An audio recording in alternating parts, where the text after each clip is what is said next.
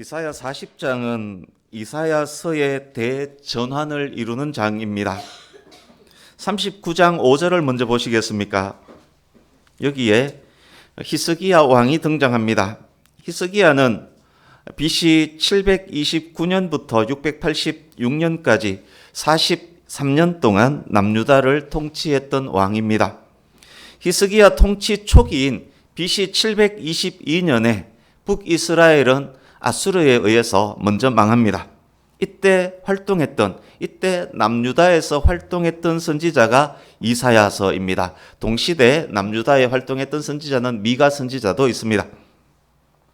이사야 1장부터 39장까지 메시지는 북이스라엘의 멸망을 너희들도 보았지, 남유다도 정신 차려야 한다라는 경고의 메시지 겸해서 계속 하나님께 반역하면 남유다도 망할 것이다 라는 예언의 메시지이기도 합니다. 39장 6절을 보십시오. 이사야 선지자가 히스기야 왕에게 바벨론에 의해서 남유다가 망할 것임을 예언하고 있습니다.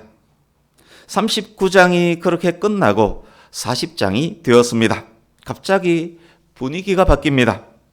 이사야의 말을 듣는 대상이 남유다나 남유다의 백성이 아닙니다. 공간적 배경이 남유다에서 바벨론으로 바뀝니다. 바벨론에서 포로 생활을 하는 유다인이 이 메시지를 받는 대상입니다. 남유다는 BC 586년에 바벨론에 의해서 망합니다. 40장의 시간적 배경이 BC 586년 이후라는 말입니다. 39장의 시간적 배경은 히스기야 왕 통치 말기인 BC 690년인데 39장에서 40장으로 넘어오면서 공간적으로는 남유다에서 저 멀리 바벨론으로, 시간적으로는 약 120년이 점프해버렸습니다.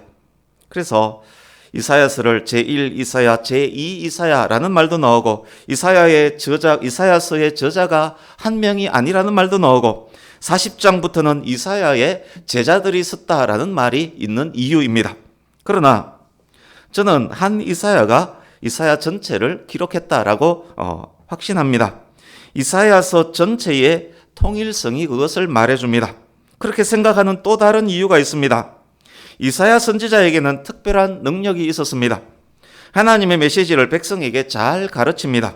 많은 수사적 질문들, 대화적 기법을 사용합니다. 하나님의 입장에서 하나님의 눈으로 볼 수 있도록 청중들을 그 자리에 앉히기도 하고 또 그런 시각을 열어주기도 합니다. 마치 시청각 교육을 하듯, 마치 가상현실 공간을 만들어서 가르치듯 그렇게 가르칩니다. 시간과 공간을 뛰어넘어서 메시지를 전하는 것, 그렇기 때문에 이사야에게는 어렵지 않습니다. 40장 이후의 메시지는 바벨론에서 포로로 힘들게 살고 있는 이스라엘 백성들을 향해 있습니다. 밝고 희망에 찬 메시지이지만 이 말씀을 받는 사람들의 현재는 바벨론의 포로로, 바벨론의 종으로 고생하고 있는 그런 사람들입니다. 40장 7절 보십시오. 희망의 메시지가 전해지기 시작했는데 청중들은 이렇게 항변합니다. 여호와의 기운이 불어서 우리가 풀처럼 마르고 꽃처럼 시들었습니다. 우리에게는 희망이 없습니다. 40장 8절. 비록 이스라엘이 그렇게 항변할지라도 희망은 있습니다. 하나님의 말씀이 희망입니다. 풀은 마르고 꽃은 시들지만 하나님의 말씀은 영원하기 때문입니다. 그렇습니다. 40장 이후 전개되는 희망의 메시지는 영원한 하나님의 말씀으로 오실 메시아입니다. 1장부터 39장까지도 오실 메시아에 대한 예언이 있었지만 느릿느릿했습니다. 40장부터는 이사야서가 이사야서답게 활기차게 빨리 전개가 됩니다. 40장 1절에서 11절은 고통 중에 있는 백성들에게 하나님의 말씀이 오신다라는 아름다운 소식입니다. 본문은 오실 하나님을 기다리는 사람들에 대한 이야기입니다. 그러니까 대강절 2주간 그리고 지난 성탄절 말씀과도 그대로 연결되고 있습니다. 하나님을 기다리는 그들의 마음은 그렇지만 선지자의 마음과는 같지 않습니다. 그들의 마음은, 이 메시지를 받는 사람들의 마음은 이런 마음입니다. 이렇게 희망이 없는 상황에 지금 내가 살고 있는데, 우리를 통치하는 나라는 세계 최강의 바벨론인데, 이것이 하나님이 오신다고 해결될 일인가? 하나님이 우리를 벌하셔서 이렇게 우리가 시들고 말랐는데 오신다고 무슨 뾰족한 수가 있나? 그것이 정말 기쁜 소식이 맞기는 하나? 그렇게 긴가민가 하는 사람들의 이야기이기도 합니다. 그런 청중들을 향해서 전해지는 메시지, 우리가 읽었던 본문 말씀입니다. 18절부터 본문으로 읽었지만 실제 본문은 12절부터입니다. 전체 주제는, 오늘 본문의 전체 주제는 오시는 하나님은 도대체 어떤 분인가? 하나님은 그 누구, 그 무엇과 비교할 수 없는 하나님이시다. 이게 전체 내용의 주제입니다. 첫 번째 단락은, 오늘 본문의 첫 번째 단락은 12절에서 26절이고 두 번째 단락은 27절부터 마지막 절까지입니다. 두 개 단락이 말씀드렸던 그 주제로 서로 연결이 되어 있습니다. 첫 단락인 12절부터 26절까지 최대한 간략하게 보겠습니다. 12절에서 26절을 계속 눈으로 읽으시면서 들으셔야 합니다. 이 구절을 읽노라면 마치 창세기 1장을 읽는 듯도 합니다. 하나님께서 욥에게 질문을 쏟아부으시는 욥기 38장 이후를 읽는 것 같기도 합니다. 여호와 우리 주여, 주의 이름이 어찌 그리 아름다운지요. 시편 8편도 생각나게 하고, 하나님의 창조와 창조에 동참한 지혜를 말씀하는 잠언 8장도 생각나는 말씀입니다. 그렇습니다. 이 첫 번째 단락은 위대한 창조주 하나님에 대한 말씀입니다. 창조주 하나님 외에 누가 이런 일을 할 수 있을까 생각하면서 들어주시기 바랍니다. 누가 두 손에 바닷물을 담을 수 있습니까? 누가 한 뼘 한 뼘 재면서 별과 별 사이 거리를 잴 수 있겠습니까? 누가 땅의 모든 티끌을 바구니에 끌어 담으며 누가 산과 언덕들의 무게를 측량할 수 있겠습니까? 하나님께서 하신 일입니다. 그렇다면 누가 하나님에게 이런 일을 하는 방법을 가르쳐 주었습니까? 누가 하나님께 이래라 저래라 했습니까? 그 누구도 그 무엇도 없습니다. 그렇습니다. 창조주 하나님 앞에서 온 땅도 온 나라도 한 통의 물에 지나지 않습니다. 온 땅의 섬들을 다 모아도 창문에 낀 때에 지나지 않습니다. 16절 보십시오. 갑자기 번제 이야기가 등장합니다. 창조주 하나님의 위대하심을 알았다면 당연히 그 앞에 경배해야 할 것입니다. 창조주의 위엄과 주권 앞에 희생 제물을 가져와야 할 것입니다. 그 누가, 그 어느 나라가, 그 무엇이 하나님께 합당한 번제물을 드릴 수 있다는 말입니까? 레바논은 울창한 삼림의 대명사입니다. 레바논의 숲을 다 베어도 그 안에 짐승을 다 끌어온다 할지라도 하나님의 위엄에 합당한 제사 단 한 번도 드릴 수 없습니다. 온 우주의 모든 것을 다 끌어모은다 할지라도 하나님 앞에서는 아무것도 아닌 것과 다름없습니다. 18절 보십시오. 그래서 다시 한번 묻습니다. 누가 하나님과 비교할 수 있으랴? 무엇으로 하나님을 표현할 수 있으랴? 그 어떤 것도 하나님과 비교할 수 없고 그 무슨 형상으로도 하나님을 표현할 수 없습니다. 21절 이하 보십시오. 다시 한번 창조주 하나님에 대해 말씀합니다. 하나님은 땅에 기초를 놓으신 분이다. 하나님은 하늘을 천막을 펴듯이 쫙 펼치신 분이다. 그 하나님 앞에 세상의 권력자, 세상의 부자들이 무슨 의미가 있겠습니까? 위성에서 지구를 촬영한 영상을 본 적 있을 것입니다. 지구를 한 바퀴 돌면서 촬영해 놓은 영상도 보셨을 것입니다. 밤에 약간 반짝이는 곳은 큰 도시입니다. 반짝이는 곳 몇 개 모여 있는 곳은 큰 나라입니다. 수많은 나라와 도시들이 위성의 시야에 들어옵니다. 여러분, 반짝이는 그 안에 누가 살고 있습니까? 별처럼 조그맣게 반짝이는 그 안에 누가 살고 있습니까? 한국, 미국, 중국, 일본, 러시아의 대통령도, 유엔 사무총장도, IS의 지도자도, 김정은도 그 안에 삽니다. 빌 게이츠도, 워렌 버핏도 그 안에 있습니다. 수많은 사람들이 그 안에서 자기가 대장이라고, 자기가 대장이 될 것이라고 싸웁니다. 때때로는 쿠데타도 일으킵니다. 그러나 하나님 앞에서 그들이 무슨 의미가 있습니까? 한 개 나라가 겨우 반짝대는 점호로 보이는데 그 안에 사는 대통령이 하나님에게 무슨 의미가 있겠습니까? 먼지보다 못한 그들 아닙니까? 코와 입을 막고 5분만 기다리면 죽어버리는 그들 아닙니까? 하나님이 입김 한번 부시면 흔적도 없이 사라질 먼지와 같은 존재들 아닙니까? 25절 26절 보십시오. 모든 나라 모든 사람에게 하나님께서 직접 말씀합니다. 너희들은 나를 누구라 생각하느냐? 너희들은 나를 어떻게 생각하며 무엇에 비유하느냐? 내가 창조한 우주를 보라. 나는 별들의 행진을 지휘하고 큰 능력과 위엄으로 하나하나 빠짐없이 점호하는 모든 이름을 부르는 창조주다. 26절에서 모든 피조물의 이름을 부르시는 하나님에 대해서 말씀했습니다. 피조물의 이름을 부른다는 것은 모든 피조물에게 있는 하나님의 주권에 대한 묘사입니다. 하나님께서 아담을 만드시고 어떻게 이름을 짓나 보니까 아담이 이름을 지었지 않습니까? 그것은 인간이 만물의 영장이라는 말입니다.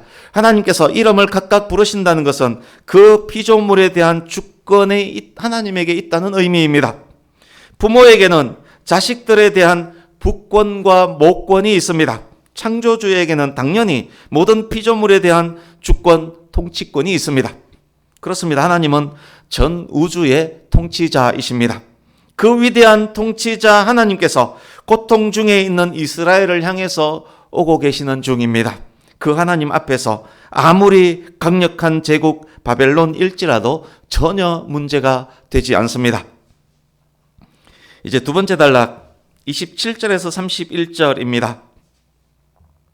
27절 앞부분 이스라엘아 야곱아, 하나님과 대화하는 상대는 야곱 이스라엘입니다. 반항하고 의심하던 이스라엘에게 계속해서 이렇게 말씀합니다. 너는 왜 불평하느냐? 너는 왜 투덜대느냐? 너는 왜 하나님이 너한테 관심 없을 것이라고 생각하느냐? 하나님은 여전히 너의 주권자이신 것을 왜 모른단 말이냐? 하나님은 어제나 오늘이나 동일하신 분이다. 창조주 하나님은 피곤치 않으시며 명철이 끝이 없으신 분이다. 그분은 피곤한 자에게 능력을 주시는 분이고 무능한 자에게 힘을 주시는 분이다. 너희들이 하나님과 함께 한다면, 너희들이 하나님을 향한 바른 신앙이 너희들에게 있다면, 너희들이 하나님을 바라고 기다린다면 하나님께서 너희들에게 새 힘을 주실 것이다. 너 이스라엘은 독수리처럼 올라갈 것이요 뛰어도 걸어도 피곤치 않을 것이다. 지금까지가 본문의 내용에 대한 설명이었습니다. 이제 이 말씀들을 저와 여러분에게 적용하려고 합니다. 말씀의 제목 독수리같이로 정했습니다만 다른 제목을 정한다면 나의 신앙은 어떤지를 살펴보게끔 처음에는 제가 나의 신앙은으로 지었다가 바꿨습니다. 그래서 말씀을 들으실 때 나의 신앙을 점검하는 차원에서도 들으셨으면 좋겠습니다. 본문 속에는 이스라엘의 잘못된 신앙 두 가지가 드러나 있습니다. 본문이 구약의 교회인 이스라엘을 향한 말씀이지만 신약의 교회인 우리에게 바로 적용하면서 설명드리겠습니다. 이스라엘에게 있었던 잘못된 신앙이 나에게는 없는지를 체크하시기 바랍니다. 2024년 나의 신앙을 되돌아보면서 점검할 수 있기를 바랍니다. 2025년 나는 어떤 신앙의 삶을 살아야 할지도 다짐하는 그런 시간도 되기를 바랍니다. 우리 18절 같이 읽어보겠습니다. 시작. 그런즉 너희가 하나님을 누구와 같다 하겠으며 무슨 형상을 그에게 비기겠느냐. 아멘. 잘못된 신앙 첫 번째, 인간의 상상으로 하나님을 규정짓는 것입니다. 인간의 상상으로 하나님을 규정하는 것입니다. 내가 만든 하나님을 믿는 것입니다. 나의 생각, 지식, 지혜로 하나님을 딱 규정짓고 그 안에 하나님을 집어넣으려는 신앙입니다. 청량할 수 없는 하나님을 내가 아는 그 무엇에 견주려고 합니다.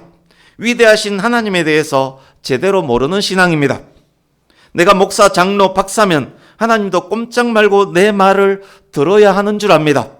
내가 신학 박사라서, 내가 과학 박사라서 박사인 나의 입맛에 맞게 말씀을 해석하려고 합니다.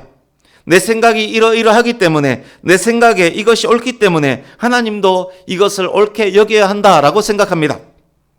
하나님이나 나나 별로 다르지 않다라고 생각합니다. 내가 못하는 것은 하나님도 못할 것이라고 생각합니다. 나에게 태산은 하나님에게도 태산이라고 생각합니다. 그러니까 하나님 꼼짝마 이런 소리는 하고 있지 않습니까? 이스라엘도 그렇게 생각했습니다. 대제국 바벨론의 포로가 되었는데 하나님이 우리를 어찌 해방시킬 수 있다는 말인가? 그런 생각을 갖고 있습니다. 그렇습니다. 이것은 죄입니다.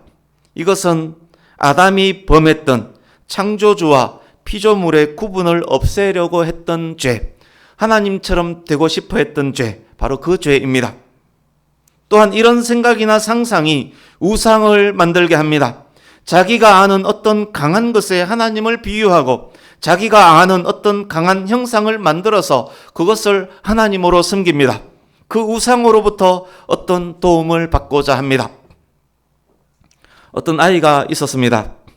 이 아이에게 최고의 존재는 아버지였습니다. 아버지처럼 힘세고 아버지처럼 모르는 것이 없고 아버지처럼 멋진 사람을 보지 못했습니다. 아버지가 외국으로 장기 출장을 갔습니다. 아버지가 너무 그립고 보고 싶습니다. 추운 겨울입니다. 마침 눈이 많이 왔습니다. 눈으로 아버지를 만들기 시작합니다. 눈을 뭉쳐서 큰 로봇의 형상을 만듭니다. 빵빵한 근육도 갖다 붙입니다. 큰 주먹도 만듭니다. 나뭇가지로 웃고 있는 입도 만듭니다. 로봇의 뿔, 미사일 모양도 만들어서 붙입니다. 아버지의 이름도 거기에 크게 써붙입니다. 드디어 완성되었습니다. 아이의 마음에 아버지가 이것과 똑같을 것이다 라고 생각합니다. 그때부터 이 로봇 눈사람이 아이의 아빠가 됩니다. 학교 갈 때 인사하고 학교 갔다 와서도 인사합니다. 맛있는 것도 갖다 놓습니다. 눈사람에게 용돈 달라고 조르기도 합니다. 추운 겨울이 지나기도 전에, 눈사람 로봇이 녹기도 전에 아버지가 출장에서 다녀왔습니다. 아들이 눈사람 로봇을 아버지라고 부르는 것을 보았습니다. 진짜 아버지가 왔는데 눈길도 주지 않습니다. 눈사람 끌어안고 아버지 대하듯 하는 것을 진짜 아버지가 보았습니다. 아버지의 마음이 어떻겠습니까? 아들이 아버지를 곧 녹아버릴 아무것도 아닌 눈사람 취급을 하고 있습니다. 무지와 어리석음의 극치이고 아버지에 대한 모욕 아니겠습니까? 하나님 앞에서 가장 큰 죄인 우상 숭배는 이것과 같습니다. 우상 숭배는 하나님에 대한 모욕입니다. 크고 위대하신 하나님을 자기 생각 안에 고정하고 자기가 아는 것에 비유합니다. 그래서 자기 보기에 강하고 위대해 보이는 것들을 숭배합니다. 태양을 숭배하고 달을 숭배하고 코끼리, 황소를 숭배합니다. 무속, 주술, 명리학, 점에 빠지는 것도 이 우상 숭배의 아류입니다. 그런 그들에게 하나님께서 말씀합니다. 네가 생각하는 모든 것들을 다 합쳐도 먼지에 지나지 않는다. 네가 아는 모든 지혜, 지식 다 합쳐도 텅텅 빈 것과 다름없다. 대통령, 재벌 다 모아보아라. 내 눈앞에는 티끌일 뿐이다. 나를 누구와 비교한단 말이냐? 나는 만물을 창조한 큰 권세와 능력의 하나님이다. 그렇습니다. 우리의 하나님은 그 무엇, 그 어떤 것과도 비교할 수 없는 하나님입니다. 우리의 하나님은 모든 피조물에 대한 창조의 주권을 갖고 계신 주권자이십니다. 위대하신 하나님을 내 생각으로, 내 상상으로 규정짓거나 내가 아는 신학에, 내가 아는 과학에 위배되는 듯한 말씀은 성경에 기록된 말씀이라도 거부하거나 또는 자기가 위대하게 여기는 그 무엇을 하나님과 비교하거나 자기가 생각하는 위대한 그 무엇을 하나님이라고 생각하고 형상을 만들어서 섬기거나 등등 나의 틀에 하나님을 맞추려고 하는 것은 크게 잘못된 신앙입니다. 혹시 우리의 신앙이 이런 신앙은 아니었는지요? 잘못된 신앙 두 번째를 확인하겠습니다. 27절 같이 읽습니다. 시작. 야곱아 어찌하여 네가 말하며 이스라엘아 네가 이르기를 내 길은 여호와께 숨겨졌으며 내 송사는 내 하나님에게서 벗어난다 하느냐. 여기에 그는 야곱이며 이스라엘이며 성도입니다. 그는 하나님의 위대하심을 아는 이스라엘입니다. 그런데 그런 야곱이 이렇게 말합니다. 하나님이 위대하신 것 맞다, 나 안다. 그렇지만 하나님은 너무도 위대하시기 때문에 나한테는 관심 없을 것이다. 지금까지 계속 숨어 계신 듯 나와 상관없지 않았느냐? 하나님은 위대하시지만 나와는 상관없다. 성도가 말합니다. 하나님은 내 기도에는 관심 없어. 위대하신 하나님이기 때문에 내 형편과 내 사정, 나처럼 초라한 나에게는 하나님이 관심 없어. 그렇게 위대하신 하나님이 왜 내한테 신경 쓰겠어? 하나님은 위대하시지만, 하나님을 내가 믿지만 하나님은 짜잘한 나의 일에 관심 없는 분이셔. 이런 신앙 매우 잘못된 신앙입니다. 이런 신앙 역시 무지입니다. 혹시 우리의 신앙이 이런 신앙은 아니었는지요? 28절 29절 보십시오. 그런 그들에게 이렇게 말씀합니다. 나는 위대한 하나님이다. 나는 피곤치 않고 곤비치 않는 하나님이다. 나는 명철이 한이 없는 하나님이다. 그러기에 나는 나의 백성에게 나의 능력을 수여할 수 있다. 너무도 위대하기 때문에 내 백성 모두를 세세히 챙길 수 있는 하나님이다. 나는 피곤한 자에게 능력을 주며 무능한 자에게 힘을 주는 하나님이다. 그렇습니다. 하나님께서는 너무도 위대하셔서 우리에게 관심 갖지 않는 그런 하나님이 아니라 너무도 위대하시기 때문에 우리 모두에게 세세하게 관심을 갖고 도우시고 능력 주시는 그런 하나님입니다. 잘못된 신앙 두 가지를 말씀드렸습니다. 바벨론 포로로 있는 이스라엘에게 이런 신앙이 있었습니다. 저와 여러분에게도 있을 수 있는 신앙입니다. 많은 성도님들이 갖고 있는 잘못된 신앙입니다. 2024년 우리들의 신앙을 한번 되돌아보십시오. 하나님을 위대하심을 모르기에 내 생각대로 내 마음대로 하나님을 판단하고 규정 짓지 않았습니까? 그래서 말씀을 내 뜻대로 내 마음대로 막 해석하고 내 마음에 들지 않는 말씀은 믿지 않지 않았습니까? 그래서 말씀을 읽어도 나를 향한 하나님의 말씀이 아니고 내가 마음대로 해석하는 그런 말씀이 되지는 않았습니까? 하나님이 얼마나 위대하신지를 알기에 그 하나님은 나에게 관심 없는 하나님이라고 생각했고 그래서 하나님께 기도하지 않았습니까? 그런데 우리가 알아야 할 것이 있습니다. 본문 말씀이 잘못된 신앙을 콕 집어내고는 있지만 그렇게 하시는 이유가 그런 이스라엘을, 그런 저와 여러분을 책망하기 위함은 아니라는 것입니다. 40장 1절 같이 읽어보겠습니다. 시작. 너희의 하나님이 이르시되 너희는 위로하라 내 백성을 위로하라. 아멘. 40장 전체 말씀은 백성들을 위로하기 위해서 가르쳐서 깨닫게 하기 위해서 주신 말씀입니다. 책망의 말씀이 아니라 사랑과 위로의 말씀입니다. 비록 그런 잘못된 신앙이 있더라도 깨우쳐서 바로 잡아주기 위해서 하신 말씀이란 의미입니다. 저와 여러분도 오늘 이 말씀에 위로받기를 원합니다. 이런 잘못된 신앙이 2024년 우리에게 있었다면 위로의 말씀을 듣고 깨닫고 2025년에는 돌이키기를 바랍니다. 그 누구와도 그 무엇과도 비교할 수 없는 하나님, 그 무엇보다 그 누구보다 위대하신 하나님, 너무도 위대하시기에 우리의 세세한 모든 것에까지 신경 써주시는 하나님, 우리의 머리털까지 한 올 한 올 다 세시는 하나님, 그 하나님이 우리의 하나님, 그 하나님을 더욱 밝히 알 수 있기를 바랍니다. 우리 30절, 31절을 같이 읽습니다. 30절, 31절 시작. 소년이라도 피곤하며 곤비하며 장정이라도 넘어지며 쓰러지되 오직 여호와를 앙망하는 자는 새 힘을 얻으리니 독수리가 날개치며 올라감 같을 것이요 다른 박질하여도 곤비하지 아니하겠고 걸어가도 피곤하지 아니하리로다. 아멘. 잘못된 신앙을 가진 자는 넘어지며 쓰러질 수밖에 없습니다. 청년이라도 피곤하고 장정이라도 넘어지며 자빠질 수밖에 없습니다. 잘못된 신앙으로는 인간의 연약함을 극복할 수 없습니다. 그렇지만 위로의 하나님께서 그 연약함을 극복하는 길을 알려주셨습니다. 먼저 잘못된 신앙을 깨닫고 극복하고 돌이키면 됩니다. 드디어 잘못된 신앙을 극복했습니다.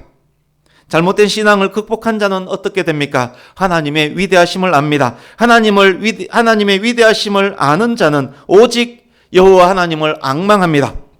앙망이 무엇일까요? 앙망으로 번역된 히브리어는 기다리다, 기대하다, 바라다, 소망하다라는 뜻입니다.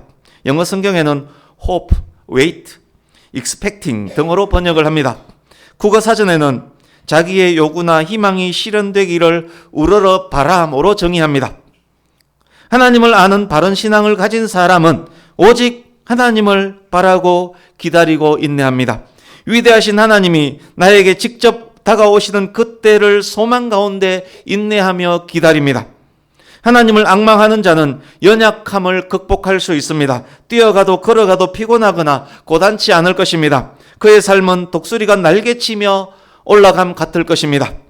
독수리가 그렇게 멋지게 높이 날면서 그렇게 빠른 속도로 활강하는 이유가 무엇입니까?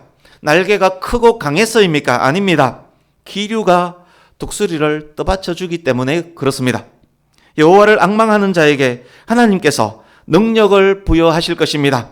피곤한 자였을지라도 능력을 더하여 주실 것입니다. 기류가 떠받쳐 주듯 무능한 자였을지라도 성령께서 힘을 더하여 주실 것입니다. 하나님께서 떠받쳐 주시는 능력으로 독수리처럼 높이 날게 될 것입니다.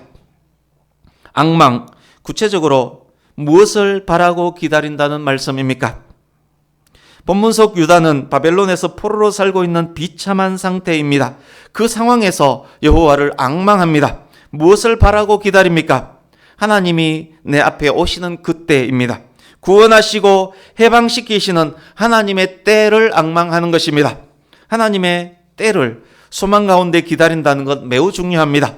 하나님의 때를 기다리는 사람은 하나님의 때를 알 수 없지만 그 때를 기다리며 준비하는 사람입니다.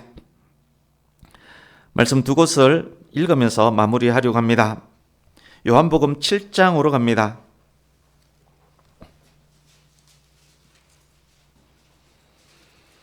요한복음 7장 6절을 같이 읽습니다.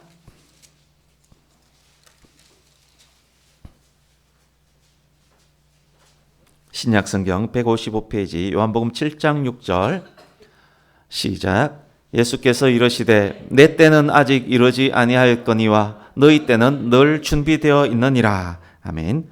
그렇습니다. 여호와를 앙망하는 자는 하나님의 때를 기다리며 준비하는 자들입니다. 소망 가운데 기다리기 때문에 피곤치 않을 것이고 고단치 않을 것입니다. 하나님의 때가 되면 그는 하나님의 도우심으로 독수리처럼 날아오를 것입니다. 마태복음 24장 44절 같이 읽습니다. 신약 42페이지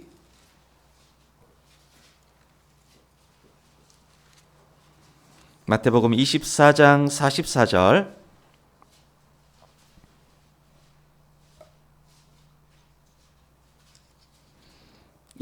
44절 시작. 이러므로 너희도 준비하고 있으라. 생각하지 않은 때에 인자가 오리라. 아멘. 여호와를 앙망하는 자는 소망 가운데 늘 준비하는 자들입니다. 피곤함, 고단함을 극복할 수 있습니다. 하나님의 때가 되면 독수리처럼 높이 날아오를 것입니다. 그것이 합쳐지는 삶이 예수님의 재림을 기다리는 성도의 삶인 것입니다. 이제 말씀을 맺습니다. 사랑하는 성도님 여러분, 2024년 마지막 주일입니다. 어느새 마지막 주일이 되었습니다. 지나온 삶, 우리에게 잘못된 신앙이 있었다면 깨닫고 극복하시고 돌이키시기를 바랍니다. 위대하신 하나님을 바로 알기를 간절히 바랍니다. 2025년도에는 위대하시기 때문에 더욱 은혜와 자비를 베푸시는 하나님을 알고 만나시기를 바랍니다. 그 하나님을 알고 만나게 된다면 우리는 더욱 하나님을 앙망하게 될 것입니다. 더욱 하나님을 앙망한다면 우리는 모든 일에 철저히 준비하는 자가 될 것입니다. 준비의 과정이 힘들고 어려울지라도, 여건들이 녹록지 않을지라도, 왠지 힘든 일들이 많을 것 같은 2025년 그렇게 보일지라도 우리와 함께 하시는 구원의 하나님을 신뢰하기 때문에 소망 가운데 기다릴 수 있습니다. 하나님의 때에 하나님께서 준비된 성도를 들어서시는 그때에 2025년도에는 하나님의 도우심으로 독수리같이 날개치며 올라가는 큰 은혜를 경험하는, 그래서 그 모든 것으로 하나님께 더욱 영광 올려드리는 저와 여러분의 삶이 될 수 있기를, 저와 여러분의 2025년 될 수 있기를 예수님 이름으로 축복합니다. 아멘. 기도하겠습니다.